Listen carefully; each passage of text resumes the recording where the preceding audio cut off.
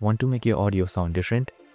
In this video, let's learn how to add compressor to Audacity in the easiest way. Let's get right into it.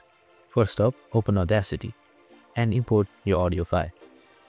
Once you've done that, simply head on to Effects. In the Effects tab, navigate to Volume and Compression and click Compressor. Now you are in the Compressor tab and there are various settings you can adjust with.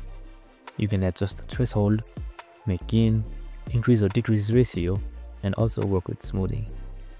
After you're done with your work, just click Apply. You can already see the change in waveform. Just play to preview it. And that's it. That's how you easily add compressor in Audacity. Hope this video helped.